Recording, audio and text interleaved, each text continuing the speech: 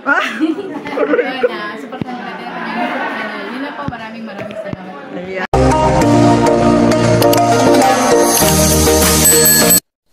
Beyonce. Ayan, welcome mo. Yung mga viewer natin, Beyonce, sa iyong kwarto. Grabe, ang ganda. Ayan. Ganda. Ayan po yung kwarto ni Beyonce, oh. Wow. Ganda. Ayan po. Kwarto ni Beyonce, guys. Ito yung kanyang cabinet. Uy, nag-house tour tayo, ha. Ayan, ang kwarto. Paupo. Oh, diba? Ang ganda. Ayan, yung bigay ni Eds na soft toys. Ayan. Wow, ayan po yung kanyang chandelier, oh. Wow. Ganda. Maganda yung yung pagkaayos na po. Pinalitan niya. Binago. Ayan, oh. Ayan, oh. Ganda. Ay, mga kalingap lang dito ako sa room ng ating... Yung kanyang mga lagay dito, mga pampa-beauty. Ayan, oh. Sila ni Eds. Guys. Minensyon ng ating Papa Eds. Ayan po. Ako pa magpapaliwanag sa inyo. Ayan po. Kaganda na kwarto ni Beyonce, guys. Ayan, nag-house tour ako sa kwarto ni Beyonce. Ayan. Siyempre, yung minsan yung mga nandito, unang pinasalamatan. Pero yung mga pinaka-main sponsors talaga, ang pasasalamatan niya, special mention. And it was done during Kuya Val's life.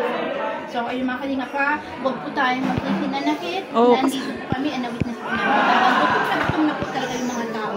At alauna na nun, sis. Oo. Gutom na talaga, maging kami nga. And even Beyonce, I think, she's so starving. Kasi, at saka minsan nga talaga may nakakalimutan na. Pero si Kalinga Pedro po, hindi po talaga niya maaaring kalimutan. Special yun eh. Special someone. Special someone si Eds. Someone po yun ng Beyonce. Kaya dyan sa mga nag-message sa akin, maraming salamat sa, yun ay constructive criticism. Ayaw nila daw na ma-pass ka dahil mahal ka nila. So bago pa man daw yun, sabi nila, ay masabi ko, Beyonce. Pero mga kalinga, bago pa man ninyo ako nang sabihan, meron na po siyang plano. Na talagang gagawin po yun, special sa live ni Kuya Val. Kaya bago pa man po kayo nagsabi mga kalingap, ang ating Baby Beyonce po ay nakaplano na po kung ano susunod niya gagawin sa pagpapasalamat sa mga VIP and major sponsors po ng LC. So ayan, once again, maraming salamat kay Sis Tita Pink Provido, kay Kuya Leo, Sir Lito, Ma'am Rosie, kay Sir Lito, Sir Leti, sa lahat po, Tagiging po,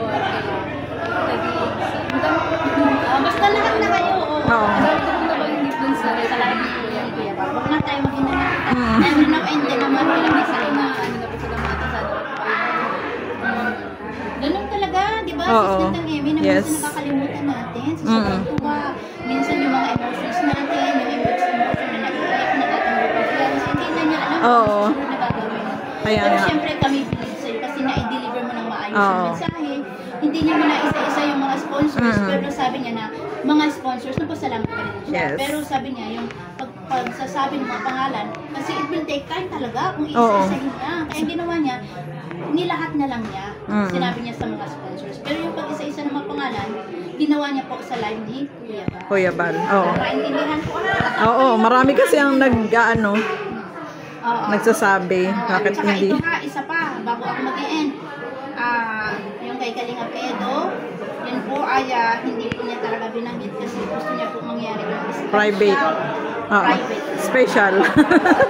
Yes. Respetuhin po natin kung ano man po ang desisyon ng ating Baby Beyonce. Yun ang totoong nagmamahal. Huwag po natin hanapan ng mali ang ating Baby Beyonce. Yes, tama.